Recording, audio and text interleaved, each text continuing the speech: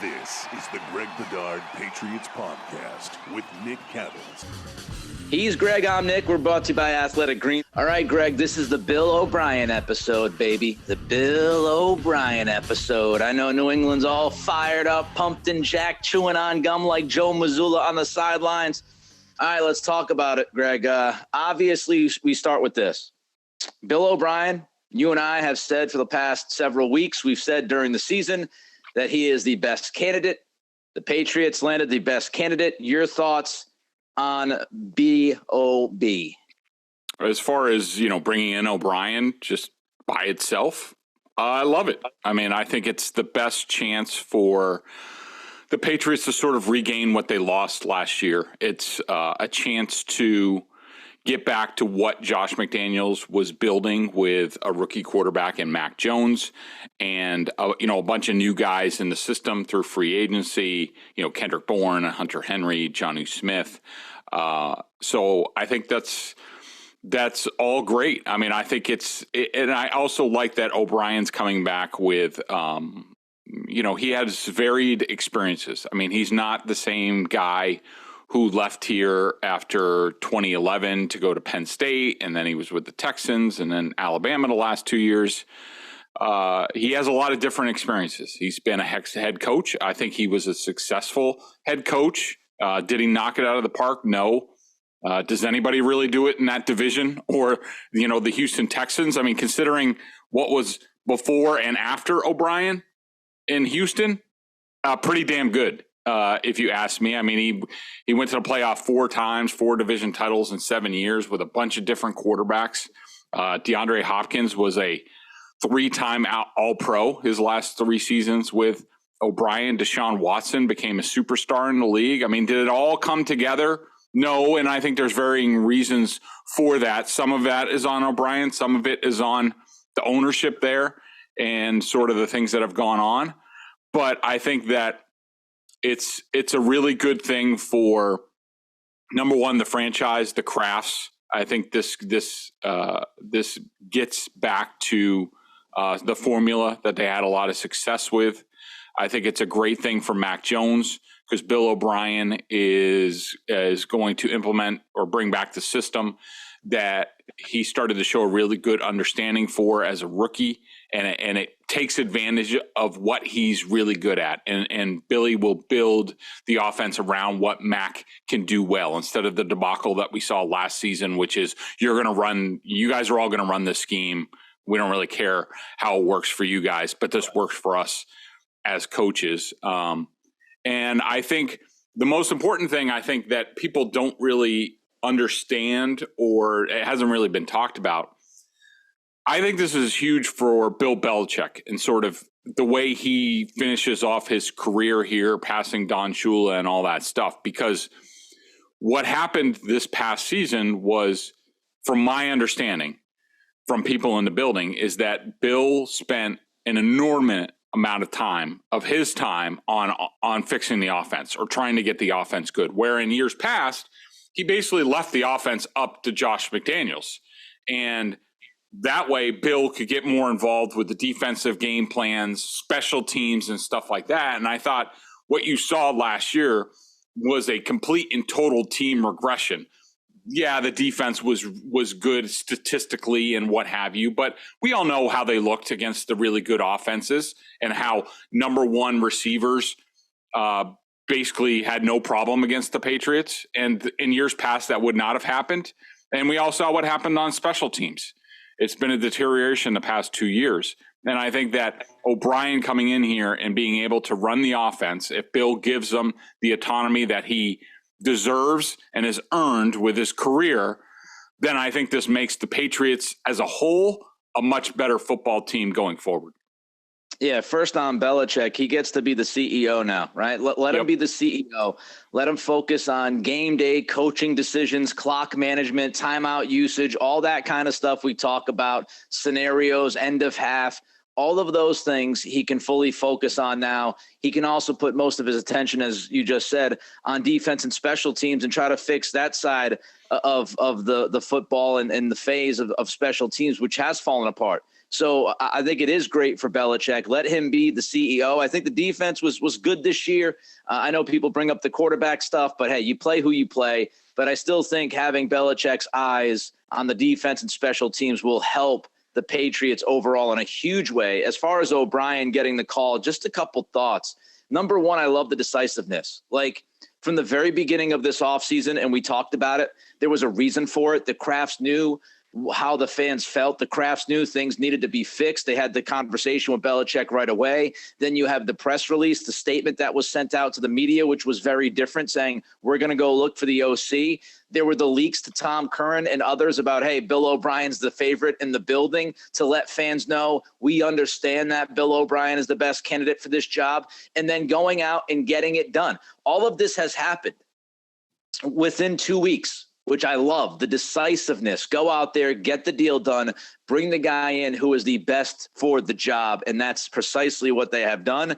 I also like the O'Brien thing. Just one quick note, the tight end usage. Now, I'm not telling you he's going to make Jonnu Smith and Hunter Henry into the greatest tight end combination in the history of the world. I mean, he literally had two of the most talented tight ends that have played in the game in the past 25 years.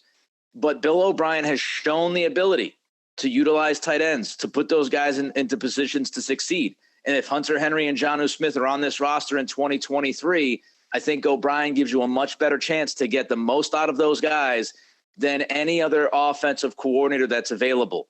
And if you look around the NFL, Greg, it's not like these teams are plucking OCs. Like, I don't think one has been filled. Like, there's not even one head coaching vacancy has been filled. There's a lot of indecision right now in the NFL. So for the Patriots to get O'Brien and maybe continue to build out this staff as quickly as they can and as effectively as they can, it's huge. It's huge for the operation of this football team. Let's get to Mac Jones. Yeah, I mean, I agree with you on the tight end thing real quick, Nick. Yes, he certainly did really good things with, two special and different tight ends here with Gronkowski and Aaron Hernandez at the beginning. That Patriots offense was a wagon in 2011, basically carried the team to a Super Bowl when they had basically spare parts on defense that year. I mean, to the point where Julian Edelman had to play slot cornerback against Anquan Bolden in the AFC Championship game. But I would also say, yes, you could point at that, but I'm just thinking back. I don't remember one tight end in Houston that did anything. And so, we'll see. But I think Billy's really good at taking what he has and figuring that out. And I think he was part of the staff that from 2009, I know after that offseason, what happens with the Patriots coaching staff is Belichick will give guys, his coaches, certain projects to work on. At least this is how it used to work when Bill was at full throttle as Patriots head coach. I don't know if it quite goes on to the same extent, but after 2009 and their issues there, the Patriots had thought they were, too much shotgun, gun run type of offense. And they thought that was part of their undoing. And so they wanted to move more to the two tight end thing. And they studied that in the offseason. And that's how they came up with Gronkowski and Hernandez, which, at least for the short term, they knocked out of the park. But we'll have to see. And so, Billy was able to use that. Whereas, McDaniels before that, there was more of a fullback centric. They would use a fullback as part of their offense, and even back to Charlie Weiss and that sort of thing. But Billy was able to go more towards the two tight end offense. You had the no huddle offense, the one word no huddle at one point. I think that was the 2011 season because Hernandez was part of that. And so he's able to do that. And so he'll look at the personnel here. He'll figure out a way to make it work. But, yeah, I mean, look, Hunter Henry, I think we all know that he's a lot better than what he put out there on the field last year. Jonnu Smith, is he better? Is he more capable than what he's done so far? I have my doubts. Again, I'll stand by this. I saw Jonnu Smith do some things in Tennessee. Doesn't mean he can be a miracle worker in New England and be this explosive guy. But you now have an offensive coordinator who can at least say, okay, this is what Jonnu does well. How can we utilize it to the best of our ability and get the most out of him? That's the point. You got the guy that could do that. Let's see if that can be executed. Mac Jones, just the quarterback, how is he feeling? I know there have been reports out there saying, Mass Live had this, that he's excited to have Bill O'Brien as the offensive coordinator. Just your thoughts on what this does for Mac. Of course he's excited. I mean, especially, how would you like to go from Alcatraz to freedom in one day? I mean, of course he's excited. That's like saying, when I was fat, I liked, I was a little bit excited about calzones and pizza and other good food. But anyways, yeah, I mean, look, this is great for him. I mean, we all realize that Mac Jones in a talent competition is not going to blow anybody away.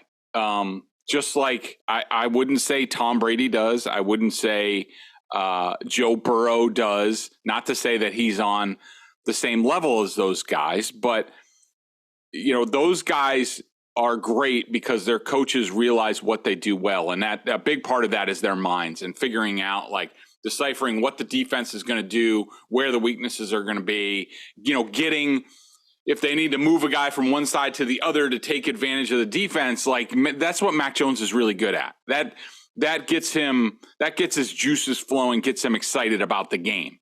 What went on here last year was a complete regression from that. And even though we did see it a little bit more at the end of the season when he played his best ball of the year.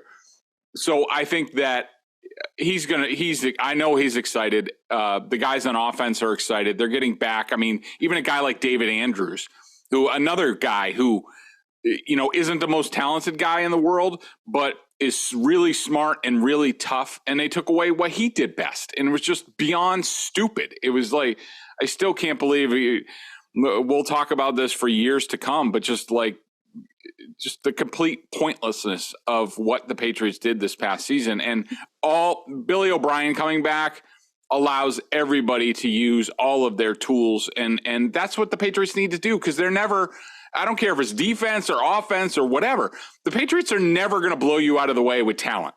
They need to win with their smarts, with their toughness, with their situational football. Last year was a regression in that regard.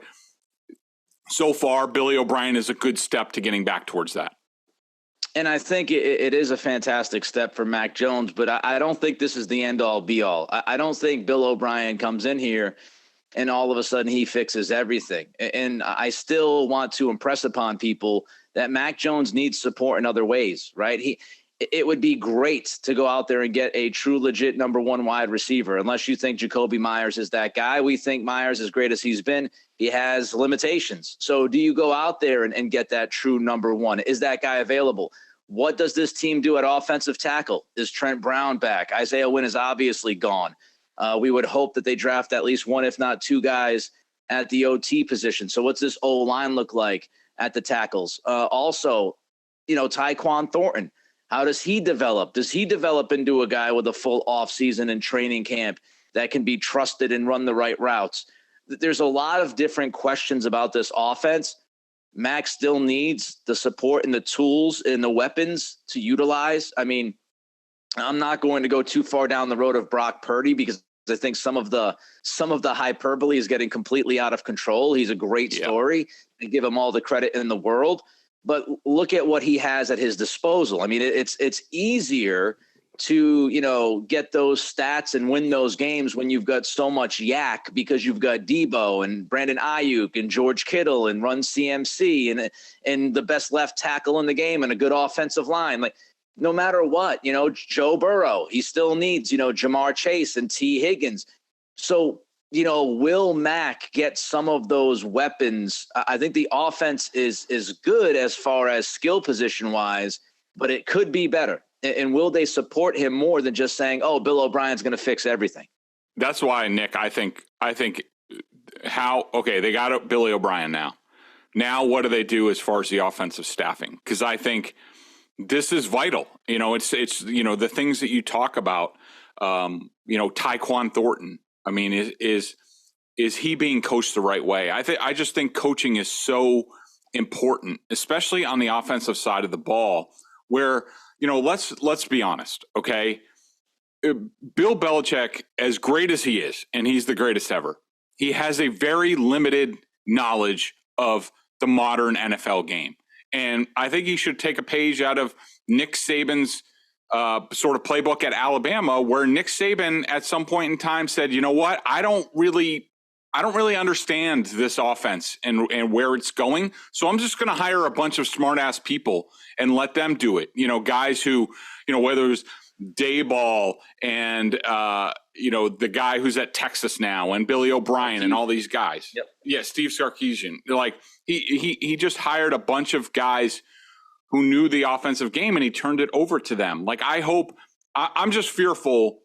My fear for this team is that they hire Billy O'Brien, but then Belichick is being Belichick and like shoehorning in and saying, well, you need to take, Adrian Klemm, or you need to take Troy Brown, or you need to take Vinny Sunseri. Like, look, those guys might be good coaches. I don't know.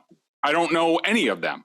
Okay. But let O'Brien decide. He's been a head coach at the college level. He's been a successful NFL head coach. He's been at Alabama, the pinnacle of college football. Like, he is no longer the neophyte that Belichick had in 2009 through 2011. He is a much different guy now.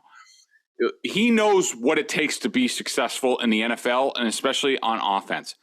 Let him do it. Bill doesn't know the modern game anymore. I don't know how much more you need to see from 2020 to last season. Like, he just doesn't get it. And so just turn it over to Bill. If Billy thinks that Adrian Klemm's a good offensive line coach and he can do the job, what's needed in this offense, then let him hire him. If he doesn't think that Troy Brown's the right guy, let him bring in Sean Jefferson or Keenan McCardell or what have you.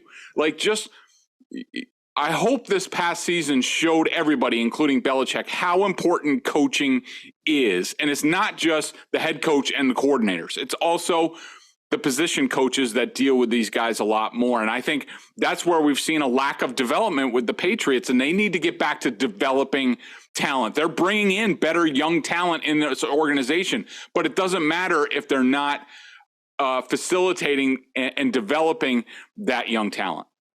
I do have hope about O'Brien's autonomy, since it was reported by Burt Breer, our friend at SI, that, O'Brien interviewed Adrian Klemm as the follow-up to the offensive line coach position. That gives me some hope that O'Brien now he's in this position. He's going to follow up with these guys. Maybe Belichick did the first interview for some background and context, and he gives that information to Bill O'Brien. And now O'Brien kind of takes that from there and says, okay, I'll interview these guys with the background you got for me, and then I'm going to be able to pick who I want to have these, as positional coaches. That's my hope. And since he interviewed Klemm, I think it's going to go down that road. I do have a quick question for you, though, Greg. Do you think Bill O'Brien would take the job, given how many OC jobs were out there, given that this guy has had success and he could have likely gone elsewhere?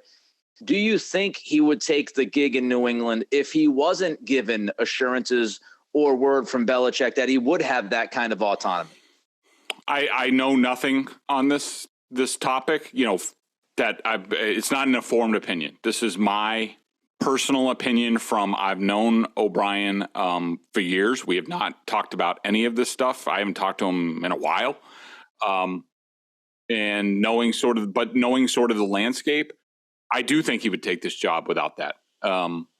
O'Brien is, pardon? No, I said, okay. Okay. I mean, I do think that he would. And here's why. I think that, as we've talked about before, his situation with his family was probably the highest priority for him. Yeah.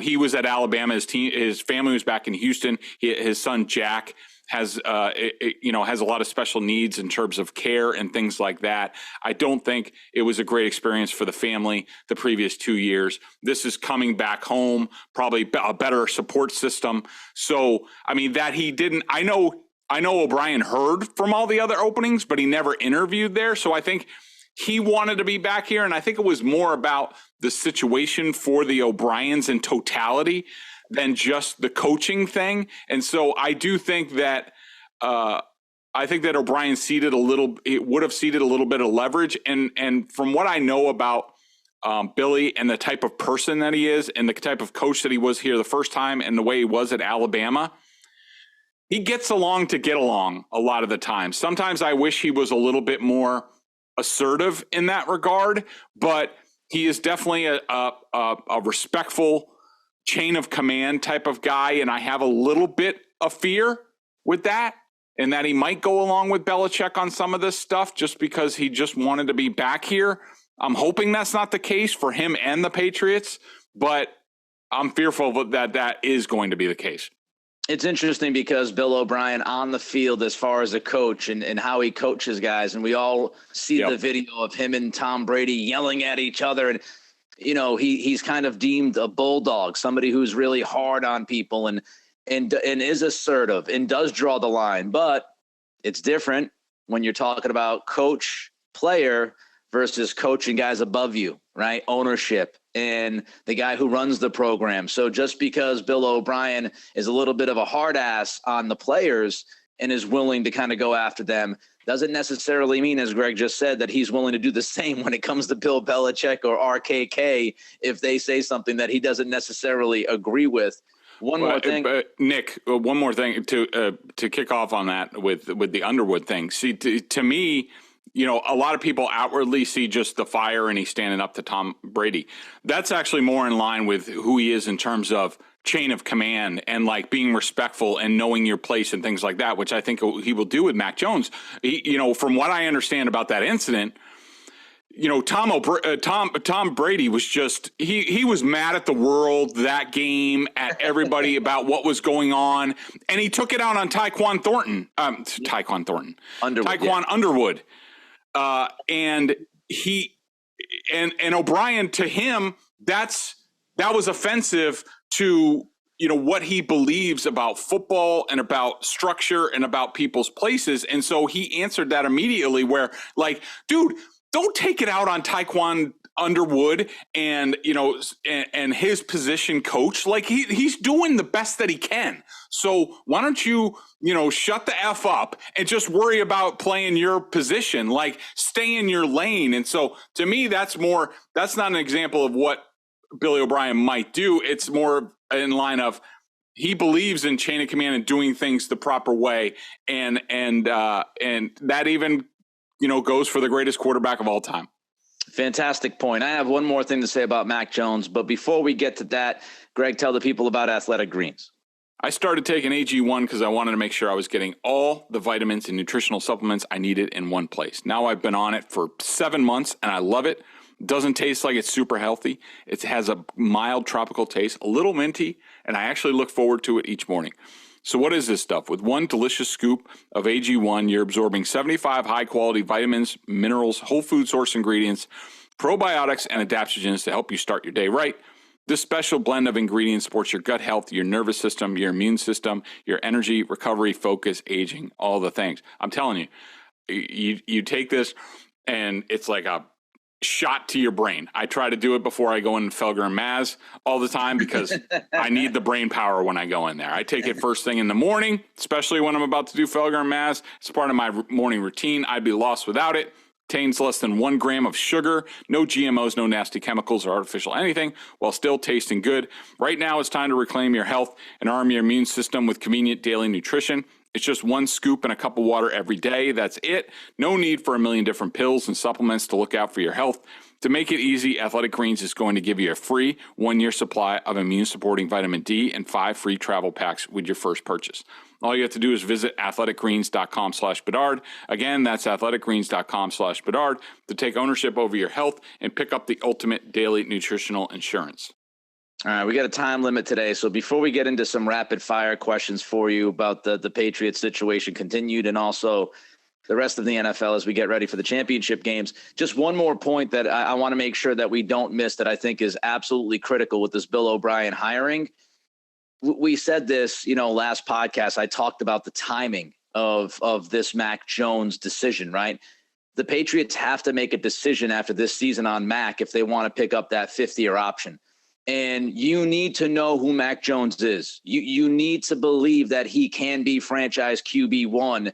And this gives you the best chance to evaluate the player, to understand if he is that guy so you can pick up that option. Because if Mac proves that he's not the guy, then you have to move in a different direction. But you want all the information, all the intel you can get, all the film without some circus calling the plays and an offensive line around him that was just a disaster this past season. You want to give the young man a chance to prove that he can be the franchise QB1.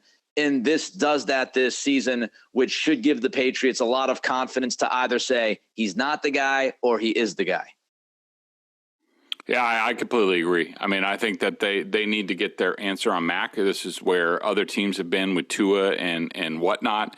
We'll see in terms of, how much talent they need to support Mac. I think, if they bring back Jacoby Myers, whatever that's going to cost or what have you, I mean, do I think if they boost the line, if the line gets better, do I think there's enough here right now to judge Mac Jones? Yeah, I do. I mean, I'm just going to caution people, and this is not, I'm sure there are some people, the Mac Jones sucks crowd out there who's going to say, this is Bedard making more excuses for Mac. I'm just saying, and I would say this, I say this with any coaching change and what have you. And even last year I said, this might take until like the halfway point of the year for things to really start cooking on offense, which the stove never fired. So, but it's going to take a little time. Okay. It's going to take about, 4 or 5 games for everybody O'Brien to realize what he has and the coaches. So we're going to get a good indicator on Mac. I think he's going to do really well with this. I think he's a good quarterback. I don't know if he's the guy. I don't know that. I think he could be the guy, but I think we'll get a real good answer. I think he'll have a good year coming up. All right, rapid fire, about a minute on each. Greg, does this finally kill the Shanahan zone West Coast offense possibility? Yes. I mean, they will still have elements of it. And even I forget what game it was, but some old game came up, some McDaniels old game came up on Twitter. It might have been like one of the Ravens playoff games, a couple plays or sequences. And I'm like, well, there's outside zone. So they've always done it. The beauty about the Patriots is that they spin the dial in terms of what they do on both sides of the ball, and you never get a beat on it. And so we will always see elements of outside zone, that type of thing in this offense. It just won't be as poorly executed as it was this year.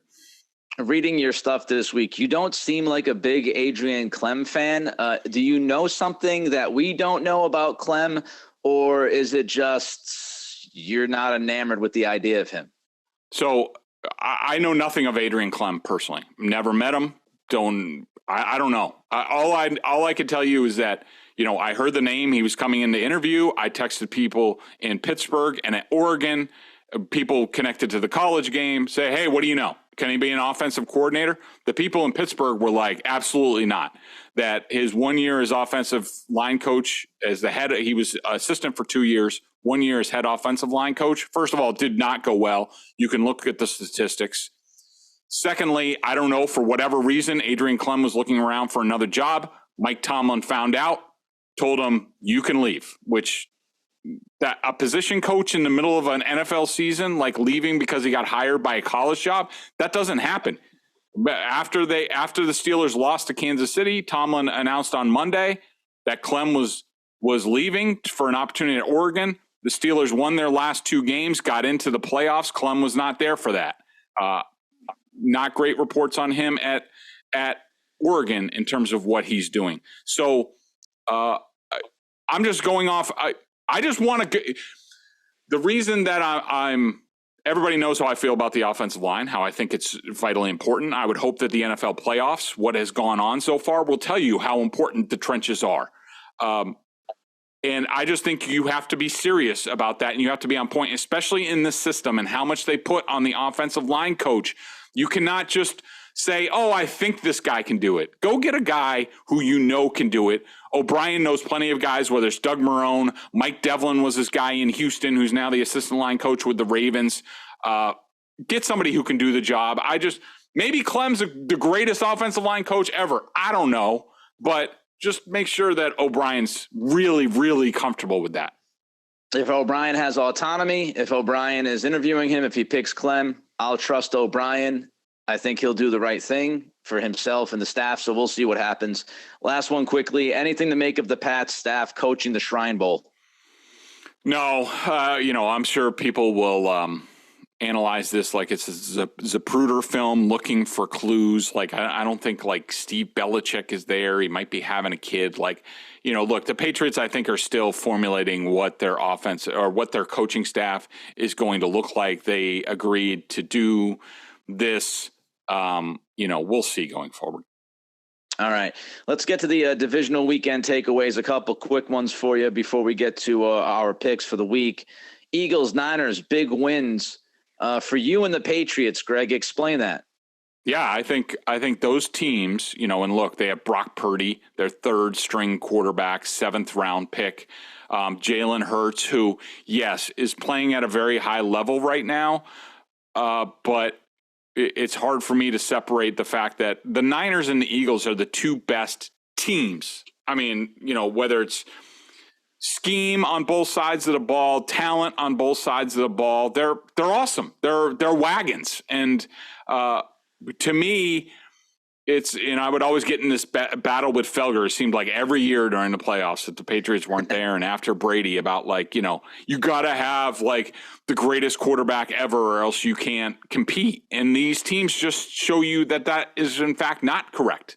That it's about teams that win championships are the best teams at that time. I mean, yes, Patrick Mahomes and Joe Burrow are special talents and maybe their teams aren't the greatest. Maybe they sort of like Brady for a while there would lift the Patriots up another notch or two just because of his greatness. So yes, that still goes on. But, two of the best teams just to me show you that it is very much still a team game if you aspire to win championships. We start with the NFC Championship game. Eagles -2.5 against the Niners, Greg. I just think Brock Purdy has a ceiling. I think that the Eagles are the type of team defensively, their defensive line, their secondary. I think they have the ability to stress Purdy and Kyle Shanahan. And like, let's be honest. If Dak Prescott played okay, average, I don't even think the 49ers beat the Cowboys. I thought that they had a lot of issues in that game, and I think the Eagles will pick up on that. I just think they're a lot more talented, especially at the quarterback position. I think Brock Purdy is not, of course, this will come back and bite me, so clip this right now.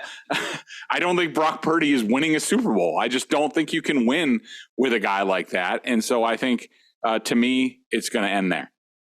The Philly defensive front is the biggest part of this football game. They need to limit the run.